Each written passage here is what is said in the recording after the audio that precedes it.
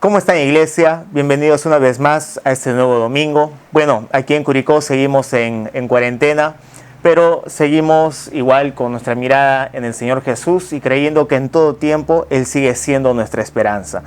Como saben, y ya se anunció, el próximo domingo va a ser un domingo especial porque estamos orando para que muchas personas puedan conocer al Señor Jesús en estos días. Creemos que estos días son días de una gran oportunidad para que muchas personas puedan ser alcanzadas a través de la iglesia. Entonces, yo estaba meditando en la palabra y Dios comenzó a colocar algunas cosas en mi corazón para poder compartir previo a este domingo que vamos a tener de evangelismo y en el que creemos que muchas personas van a tener un encuentro con el Señor Jesús. Pero antes de compartir la palabra, vamos a orar un momento y vamos a pedirle al Espíritu Santo que nos dé revelación de su palabra y que como iglesia podamos salir de este tiempo incendiados y llenos de Él. Vamos a orar entonces. Señor, una vez más queremos agradecerte por el privilegio que nos das, Dios, de reunirnos y recibir tu palabra. Señor, de estar aquí en espíritu y recibir, Dios, de la vida, de tu vida. Señor, creemos que nuestras vidas no son las mismas al encontrarnos con tu palabra, al ser marcados por tu palabra. Que este domingo sea una vez más, Señor, con esa fuerza.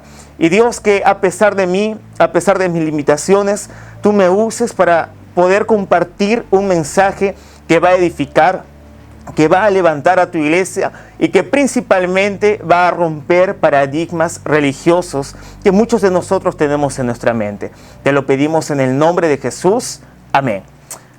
Quiero comenzar leyendo un pasaje que está en el Evangelio de Mateo, capítulo 6. Vamos a leer a partir del verso 9, pero para los que quizás no están familiarizados, el Evangelio de Mateo, y principalmente en el capítulo 6, Jesús enseña cómo sus discípulos tenían que orar. Yo creo que la mayoría de nosotros sabe estos versículos porque hemos aprendido desde pequeños, pero yo quisiera centrarme en lo que dice desde el verso 9. Vamos a leer el verso 9 y el verso 10. Mira lo que dice. Ora de la siguiente manera. Jesús está enseñando. Padre nuestro que estás en el cielo, que sea siempre santo tu nombre, que tu reino venga pronto, que se cumpla tu voluntad en la tierra como se cumple en el cielo. Es interesante que Jesús enseña para que oremos, para que el reino de Dios venga. Ahora, no es nuestro reino, no es el reino de un pastor, no es el reino de alguna denominación, sino que es el reino de Dios aquí en la tierra. Y Él dice que oremos pidiendo que venga su reino. Y ahora, cuando Jesús está enseñando esta oración de que venga el reino, la mentalidad de muchos de los discípulos era muy diferente a la que tú y yo hoy tenemos. ¿Por qué? Porque en aquellos días los discípulos y las personas que esperaban por el Mesías, ellos esperaban no a un líder religioso o a un líder como fue Jesús. Ellos esperaban algún tipo de líder político para que por la fuerza este líder político pueda liberarlos del imperio romano, pueda liberarlos de la opresión que ellos estaban experimentando. Entonces, para ellos, esto de que venga el reino se trataba de conquistar con la espada. Es por eso que tú vas a encontrarte con algunas características peculiares de algunos discípulos mientras que caminaban con Jesús.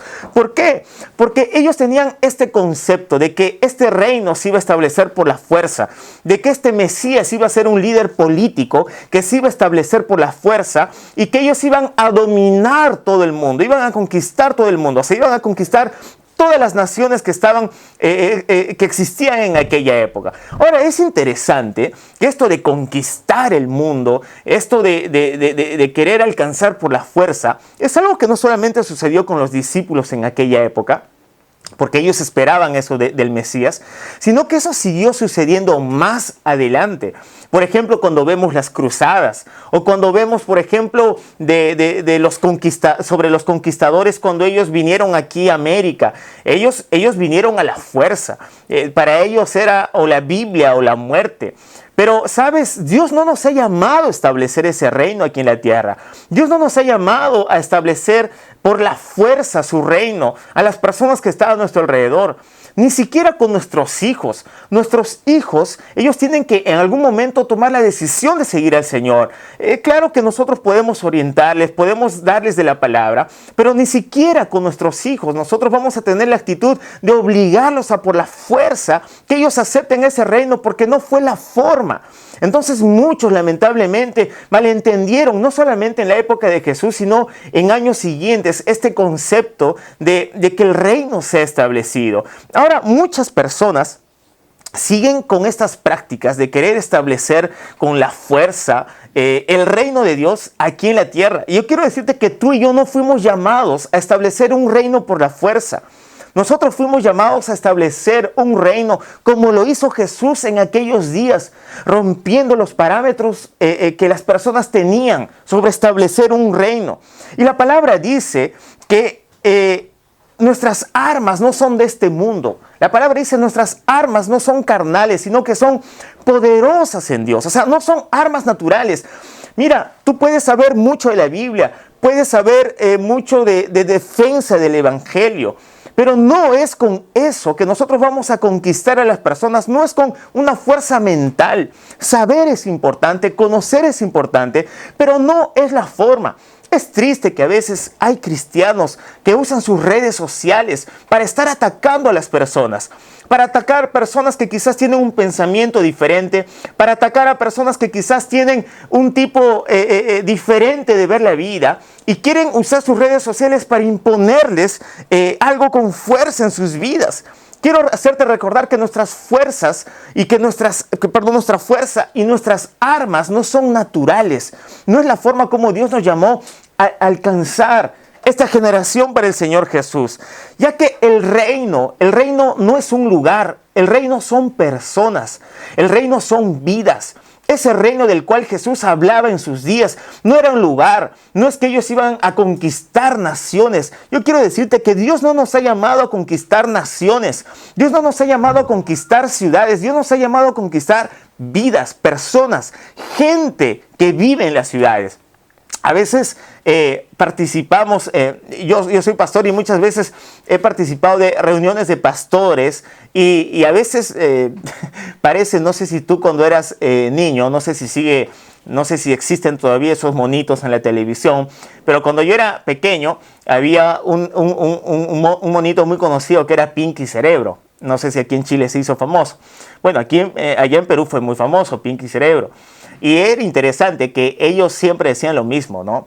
Pinky le preguntaba a Cerebro, ¿qué vamos a hacer? ¿No? Y Cerebro le decía, vamos a conquistar el mundo, todo lo que hacemos todos los días. Si te diste cuenta, ellos nunca salieron del laboratorio. Se quedaron toda la vida en el laboratorio, pero siempre pretendían conquistar el mundo. Yo quiero decirte que tú y yo no fuimos llamados a eso. Ese no es nuestro llamado.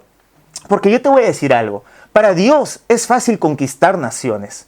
Para Dios es fácil imponer fuerza y conquistar naciones, países. Pero Dios está haciendo algo que es mucho más difícil que conquistar pueblos. ¿Sabes qué es? Es conquistar el corazón de las personas. Es conquistar nuestros corazones. Atraernos por medio de su amor hacia Él, hacia su presencia, para conocer su gracia. Y es ese reino el cual el Señor nos llama para nosotros compartir en estos días. Entonces, que tú y yo no seamos de aquellos que malentendieron, como en los días de Jesús, de que el reino tenía que ver algo con la fuerza. Y sabes, tú y yo somos parte de ese reino. Tú y yo somos un pedazo de ese reino aquí en la tierra. La palabra dice que tú y yo somos embajadores. Quiero decirte que en la iglesia, en el reino de Dios, ninguno es más que otro. Yo no soy mejor que tú y por eso soy pastor. No pienses que soy pastor porque tengo alguna cualidad en mí sobrenatural por encima de ti. No es así. En el Nuevo Testamento eso terminó. En el Nuevo Testamento la palabra dice que todos nosotros somos reyes y somos sacerdotes. Entonces, todos estamos en un proceso de terapia. No pienses que Dios solamente usa a aquellos que ya sus vidas fueron resueltas, que sus emociones fueron resueltas por completo. Quiero decirte que el que está hablando aquí delante de ustedes es una persona que también está en una terapia, está en terapia ocupacional. Todos nosotros estamos en terapia ocupacional. ¿Qué significa eso? Que estamos siendo transformados. Estamos siendo tratados por Dios, pero Dios también nos está usando. quiero decirte que yo también tengo mis fallas, tengo mis problemas, tengo mis debilidades, tengo mis tentaciones, pero aún así Dios me puede seguir usando. Saca ese concepto de que en el reino de Dios solamente algunos pueden ser usados. No, ese clericalismo fue roto. Los discípulos compartían de que todos éramos reyes y que todos somos sacerdotes en la casa de Dios. Entonces quiero repetirte de que no se trata de un reino impuesto por la fuerza. No es por las veces que tú publiques en tu Facebook de que la homosexualidad es pecado o que las drogas es pecado que vamos a alcanzar esta generación. Esta generación no es de esta forma. No es de esta forma atacando a las personas, sino que la forma como Dios nos llama para que nosotros podamos establecer este reino aquí en la tierra es por medio de la bandera del amor. Ahora, hay un pasaje maravilloso que está en el Evangelio de Juan, capítulo 8, a partir del verso 1. Es un pasaje maravilloso y es un pasaje en el que se demuestra lo que te decía anteriormente, que algunos discípulos tenían este concepto de fuerza de una forma más clara en sus vidas. Es interesante que en el pasaje que vamos a leer aquí es una reunión de oración. Y para variar, era una reunión de oración en la que no había muchas personas.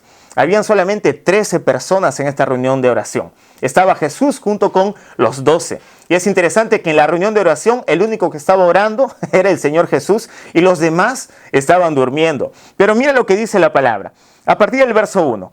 Después de decir esas cosas, Jesús cruzó el valle de Cedrón con sus discípulos y entró en un huerto de olivos. Judas, el traidor, conocía ese lugar porque Jesús solía reunirse allí con sus discípulos. Los principales sacerdotes y los fariseos le habían dado a Judas un grupo de soldados romanos y guardias del templo para que los acompañara. Llegaron al huerto de los olivos con antorchas encendidas, linternas y armas. El verso 4 dice, Jesús ya sabía todo lo que iba a suceder, así que salió al encuentro de ellos. ¿A quién buscan?, les preguntó. A Jesús de Nazaret contestaron.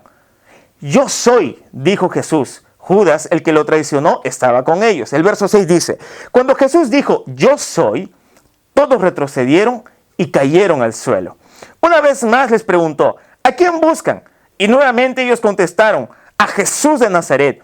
Ya les dije, yo soy, dijo Jesús, ya que soy la persona a quien buscan. Dejen que los demás se vayan. Lo hizo para que se cumplieran sus propias palabras. No perdí ni a uno solo de los que me diste. El verso 10 dice, entonces Simón Pedro sacó una espada y le cortó la oreja derecha a Malco. La Biblia le da hasta el nombre a este soldado. Un esclavo de sumo sacerdote. Pero Jesús le dijo a Pedro, mete tu espada en la vaina. ¿Acaso no voy a beber de la copa de sufrimiento que me ha dado el Padre?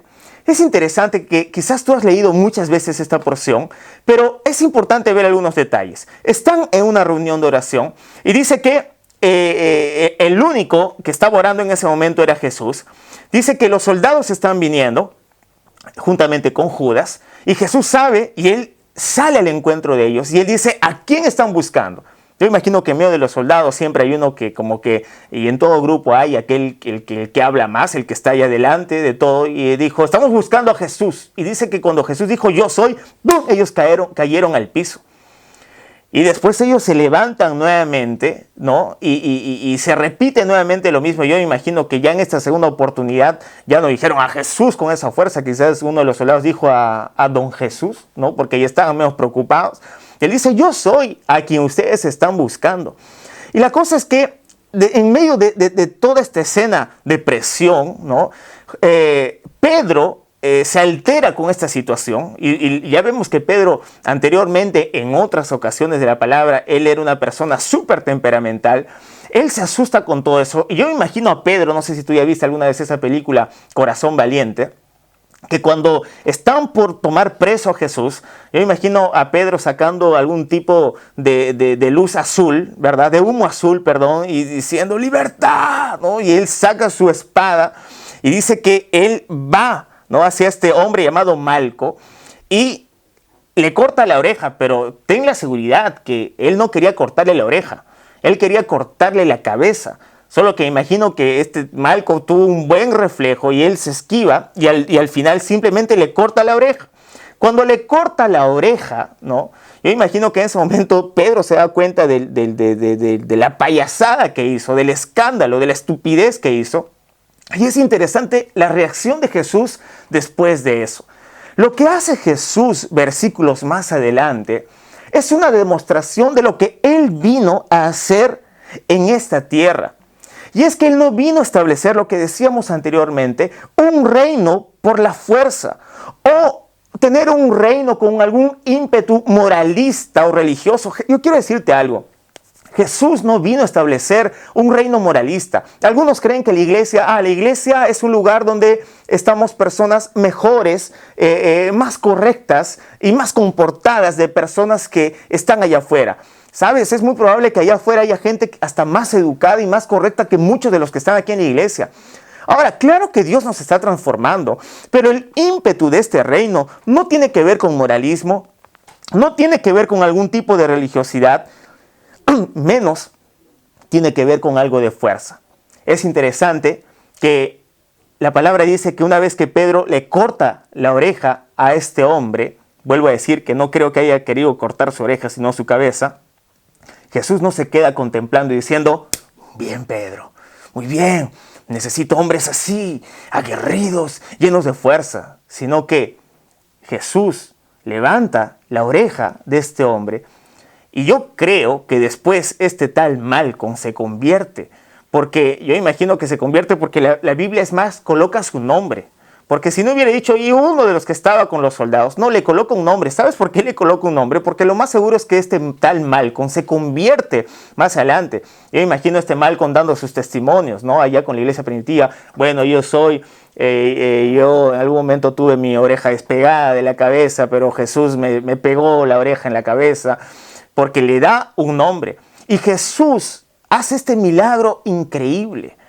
Imagínate, es que no había cómo este hombre al cual se le corta la oreja no se convirtiera después de eso. Por favor, dime quién va perdiendo miembros de su cuerpo y alguien se los pega como si nada. Jesús lo hizo con este hombre y definitivamente tuvo que convertirse. Pero Jesús aquí está demostrando que no se trata nada de la fuerza, sino que se trata del reino que Él vino a establecer. Hay personas que creen que la esperanza de una nación está con que el presidente sea un presidente cristiano. Mira, gloria a Dios si el presidente de una nación llega a ser cristiano. Pero por más que no sea, el propósito de Dios no fue colocar presidentes cristianos en todas las naciones.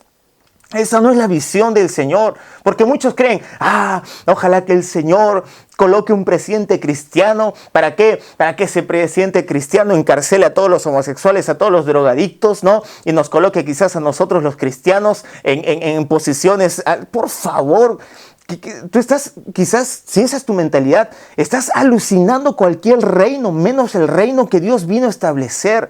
El reino al cual Jesús vino a establecer no es el reino de cortar la oreja e imponer por la fuerza las cosas. El reino al cual el Señor vino a establecer es el de la bandera del amor.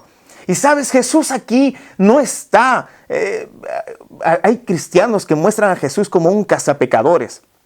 ¿Por qué? Porque muchos de ellos son así, son los cazapecadores, los que son pecadores. Y es interesante que cuando Jesús estaba en la tierra, no era un cazapecadores, todo lo contrario, Él sanaba, bendecía y perdonaba a los pecadores. Tenía una relación cercana con los pecadores, sin ver el color de piel que ellos tenían y sin ver la orientación sexual que ellos tenían. ¿Sabes? Jesús estaba rodeado por todo tipo de personas. Y a veces creemos que el reino de Dios tiene que ver con cambiar la conducta de las personas. Hay personas que creen que ser reino de Dios es que en el lugar donde estoy voy a cambiar la conducta de ellos. Yo quiero decirte algo, esa mentalidad de que nosotros vamos a cambiar la conducta de los demás es equivocada. ¿Sabes por qué? Porque ni siquiera nosotros mismos podemos transformarnos a nosotros mismos. ¿Cómo vamos a transformar a los demás? Ese no es el medio. La palabra dice que el que convence, que el que hace la obra, es el Espíritu Santo. No nosotros imponiendo por la fuerza, no nosotros juzgando a los demás, no nosotros condenando a los demás, no nosotros diciendo, esto el Señor odia, esto el Señor detesta. ¿Sabes? Aunque sabemos que hay cosas que el Señor detesta, no fue el mensaje, no fue el reino al cual tú y yo fuimos llamados. Yo quiero preguntarte, ¿en qué reino estás? Quiero decirte que el reino de Jesús, el reino que Jesús vino a implantar aquí en la tierra, puede estar siendo más diferente de lo que tú imaginas en tu cabeza y más diferente de lo que estamos viviendo en nuestro día a día.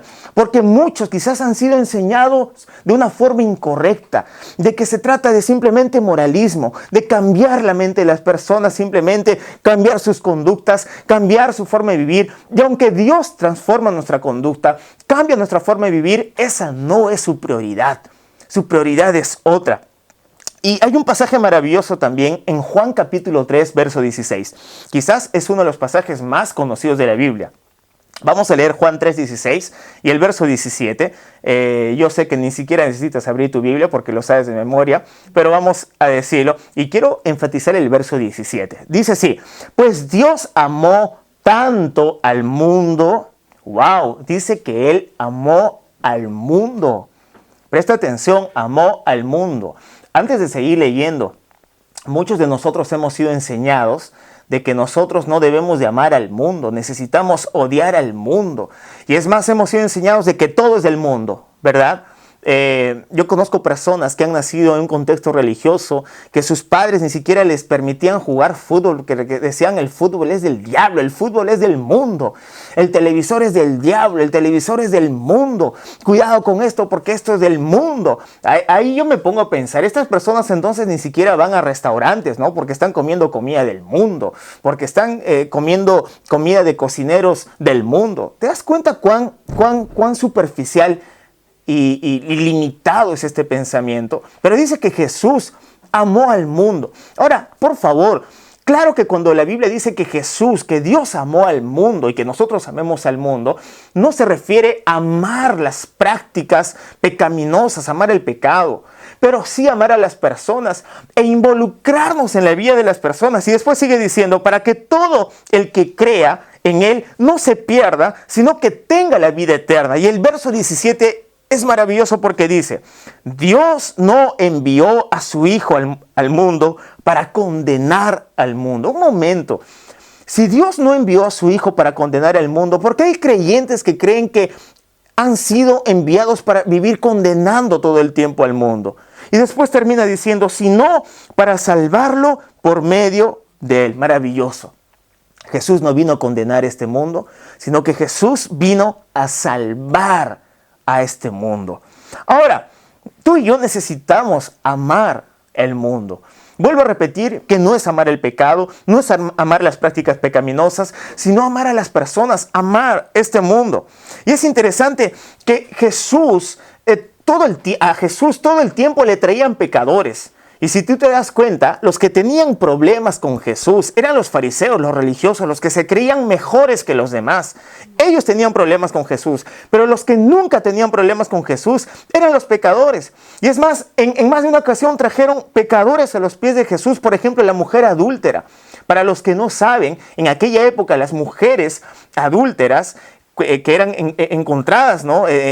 O se descubría algún tipo de adulterio, ellas eran llevadas desnudas de la cadera hacia arriba. O sea, era algo muy vergonzoso para ellas. Y le dicen a Jesús, ¿y tú qué vas a hacer? Ahora tú te pones a pensar en algo. ¿Por qué no lo llevaron al tipo con el que esta mujer estaba adulterando? ¿Alguna vez te pusiste a pensar en eso? ¿Por qué llevaron solamente a la mujer? Simple, porque en aquel tiempo el contexto de vida era completamente machista. El machismo era muy fuerte en aquellos días. Es por eso que el hombre ni aparece en ese lugar. Pero el mismo Jesús vino a romper ese machismo. ¿Por qué? Porque dentro de las personas que seguían a Jesús no habían solamente varones, habían muchas mujeres. Yo quiero decir que en la iglesia no existe esto. En la iglesia todos podemos ser usados por Dios. Varones y mujeres podemos ser usados por Dios. Pero volviendo al asunto, Jesús tiene una actitud de salvación hacia esta mujer.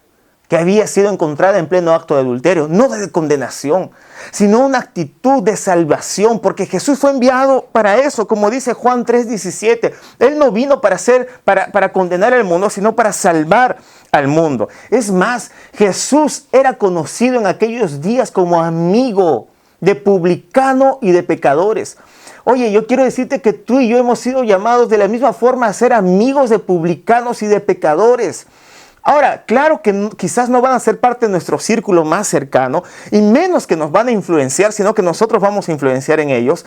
Pero yo quiero decirte algo, si tú tienes el concepto en tu mente de que ahora que eres hijo de Dios, que ahora eres creyente, ya no puedes tener relación con los demás, entonces ¿sabes qué debería de pasar con nosotros? Morirnos. ¿Por qué? Porque ya no podemos tener contacto con los demás. Pero no es así. Saca ese concepto religioso de que no podemos tener contactos con los demás. Yo te pregunto algo, si Jesús fue conocido como amigo de pecadores, de publicanos, si nosotros somos sus seguidores, ¿por qué nosotros tenemos que vivir con una falsa santidad al no relacionarnos con los demás? Es interesante que Jesús rompió todo paradigma de santidad en aquellos días. Para los que no saben, Jesús vivía tanto en el mundo y se relacionaba que ese Jesús que tú amas, ese Jesús que ha cambiado tu vida, ese Jesús estaba en bodas. Y no pienses que Jesús en esas bodas estaba como muchas veces muestran a ese Jesús en las películas. ¿Ya viste ese Jesús de las películas, no? Que parece que está levitando todo el tiempo y parece que su mirada siempre está en el vacío. Y ese Jesús que parece que habla despacito. No, él estaba en una boda. ¿Y qué crees que estaba haciendo en esa boda? Estaba en medio de las personas, quizás estaba bailando, no sé. Ese mismo Jesús, para los que no saben, pasó gran parte de su vida, ¿sabes dónde? En la playa. Jesús era playero, claro que sí, y gran parte en el mar de Galilea. Él estaba en la playa, estaba con las personas. Él no estaba metido en una sinagoga a las 24 horas del día. Él estaba en la playa, él estaba en los compromisos del día a día. Estaba con los publicanos, estaba con los pecadores de aquellos días, pero estableciendo el reino de amor, el reino con la bandera del amor. Yo quiero decirte que rompas de tu vida esa falsa enseñanza de que ahora tienes que alejarte de todo el mundo. Oye, si nos alejamos de todo el mundo, ¿cómo vamos a alcanzar otras personas? Si ya no nos relacionamos con personas que no son creyentes, ¿cómo vamos a alcanzar personas para el Señor Jesús? ¿Sabes? Él cambió todo concepto de santidad. Jesús cambió todo concepto de santidad porque muchas veces, te estaba diciendo, gran parte del ministerio de Jesús fue en la playa. Jesús muchas veces tocaba leprosos y después de eso se iba a las sinagogas. Quizás tú dices, pastor, ¿y qué de malo en eso? Es que en aquella época eso era terrible. El que tenía algún tipo de contacto, aún indirecto, con algún leproso, tenía que pasar por todo un proceso de purificación.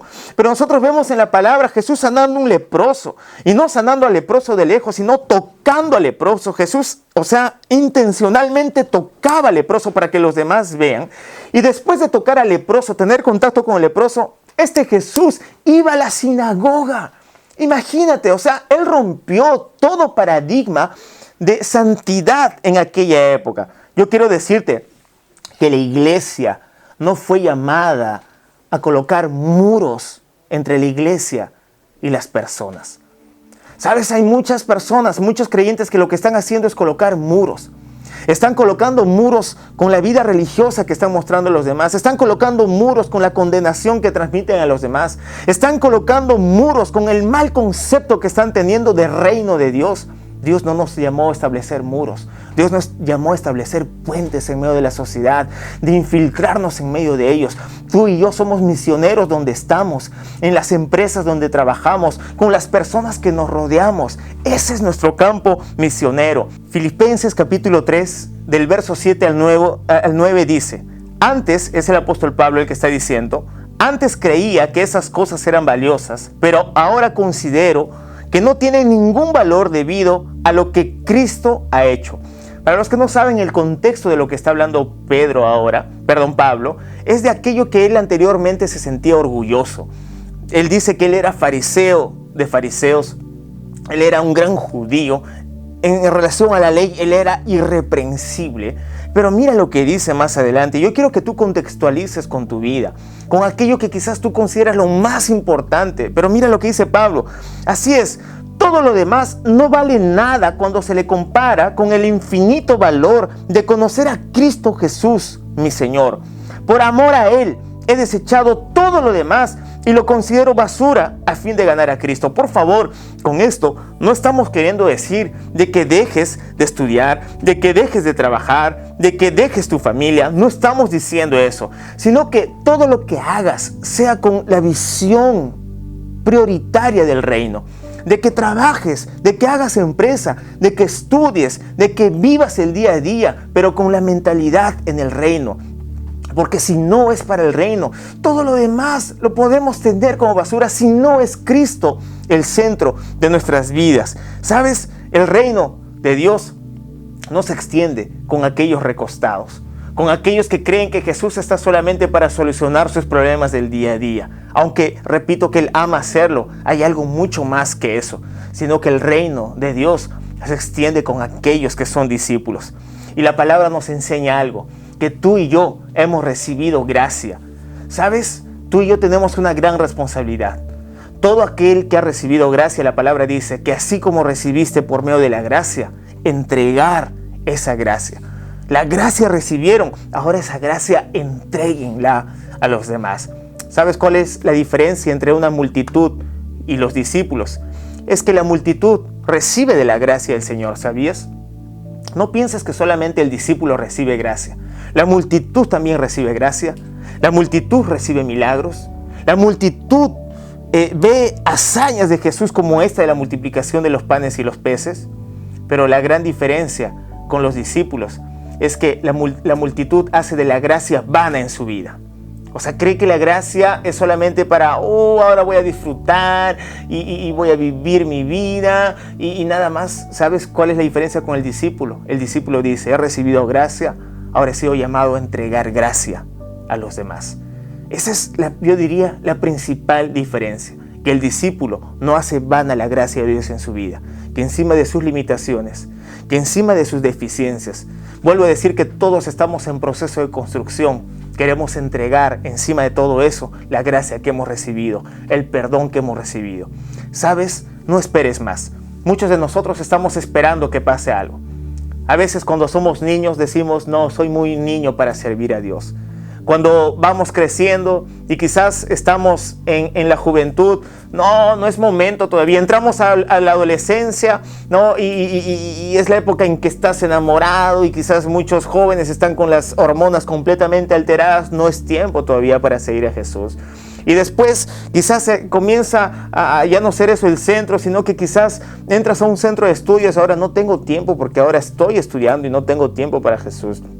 Bueno, después de que estudias quizás conoces a alguien. Cuando conoces a alguien tampoco ya hay tiempo porque estoy conociendo a alguien. Y después de que conoces a alguien te casas y no, tengo que trabajar en los preparativos de la boda. Estoy a punto de casarme. El pastor no me va a pagar el matrimonio, no me va a pagar las cosas de mi casa. Entonces yo necesito tiempo. Aún no tengo tiempo para Jesús. Una vez que te casas, no, o sea, estás en tu luna de miel y algunos tienen luna de miel durante 4, 5, 6 años, ¿no? Y no, todavía no tiene tiempo. Y después, ¿qué va a venir? Van a venir los hijos. Cuando vienen los hijos, algunos se olvidan de que Dios está ahí, de que el propósito está. Entonces no tengo tiempo porque ahora tengo hijos y como tengo hijos, todavía no es tiempo de servir al Señor. Y después de que vienen los hijos, algo más va a venir y después va a haber un momento en que seamos viejos, ¿no? Y ahora estoy muy viejo. Por amor a Dios, ¿cuándo vas a tomar la decisión de ser parte, de ya no ser parte de los recostados y unirte a las filas de los discípulos?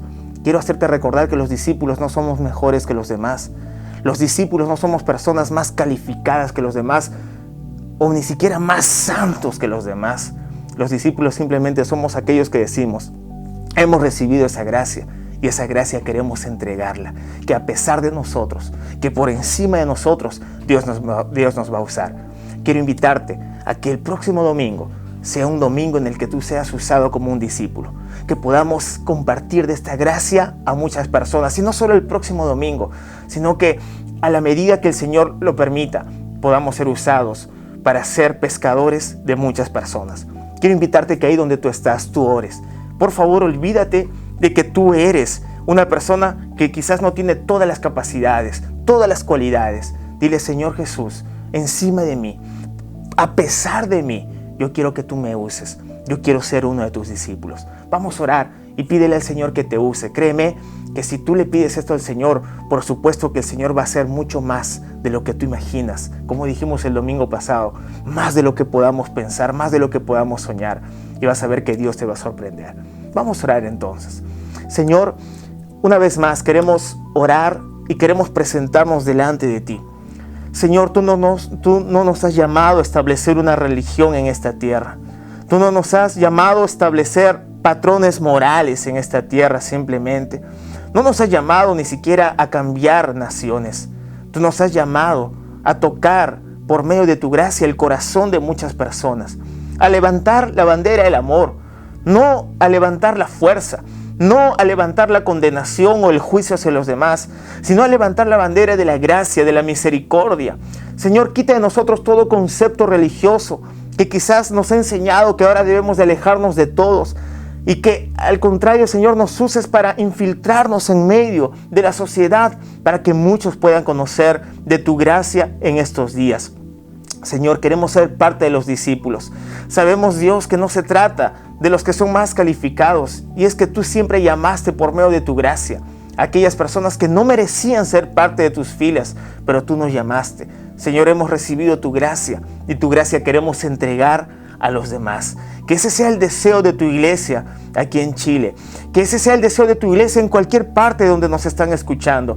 Señor, que ese espíritu misionero, que ese espíritu de evangelismo pueda ser incendiado en nuestros corazones, y que en estos días que son oscuros para la sociedad podamos ser usados como nunca antes para brillar tu luz, y que muchas personas puedan conocer de tu evangelio y muchos puedan ser salvos en estos días.